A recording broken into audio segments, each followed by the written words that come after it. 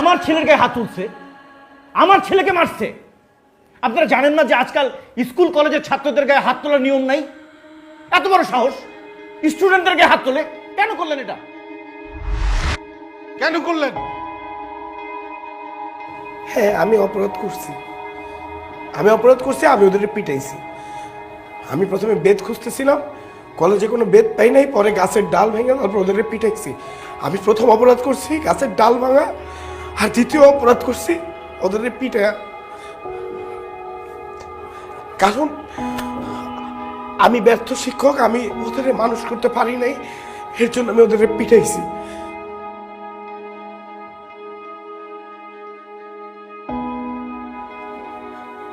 আমরা যখন ছোট ছিলাম আমাদের শিক্ষকরা শাসন করতো, আমরা ভুল করলে আমাদের শাসন করছে। আমাদের সময় তো বেতের ভয় ছিল, আমাদের সময় তো শাসনের ভয়টা ছিল। ওদের মধ্যে তো সেটা নাই, কারণ ওদের মানুষ করতে পারি নাই আমরা।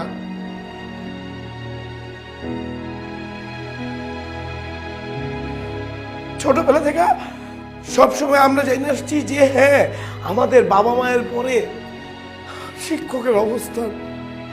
আর এখনকার অনেক ছেলেমেয়েই জানে না বাবা মায়ের পরে শিক্ষকের অবস্থান।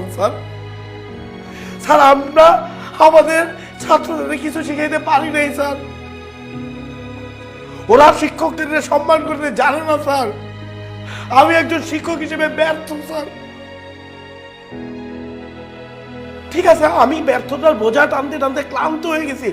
ওই ক্লান্তি দূর করতে গিয়ে আমি আমার ব্যর্থতা রাখতে গিয়ে আমি ওদের পিটাইছি। আমি করছি আমার ব্যর্থতা রাখার জন্য। আর ওরা কি করতে জানেন আপনারা? জানেন?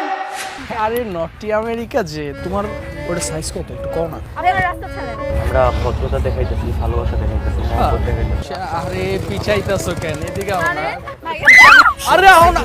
আরে ওইদিকে যাই না একটু। স্যার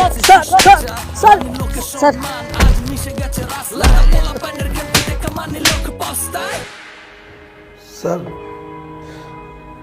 শিক্ষক হিসেবে আমরা আমাদের ছাত্রগুলোকে নারীদের সম্মান করা বিষয়ে কোনো শিক্ষাই দিতে পারিনি স্যার।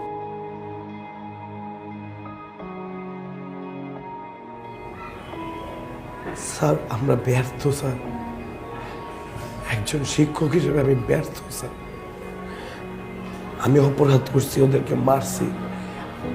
আমার ব্যর্থতার কারণে আপনি আমাকে শোকজ করতে পারেন, আমাকে বদলি করে দিতে পারেন, আমার চাকরি নট করে দিতে পারেন, কিন্তু আপনি কিছু করার আগে স্যার আমি আমার ব্যর্থতা স্বীকার করে আমি নিজেই আমার রেজিগনেশন লেটার দিয়ে দেবো স্যার। স্যার আমি শিক্ষক হিসেবে ব্যর্থ স্যার। আমি আমার বাচ্চাগুলাকে, আমার ছাত্রগুলাকে স্যার মানুষ করতে পারি নাই, শিষ্টাচার ভদ্রতা কোনো কিছুই শিখাইতে পারিনি স্যার। আমি আজকের পর থেকে আর শিক্ষকতা করবো না স্যার।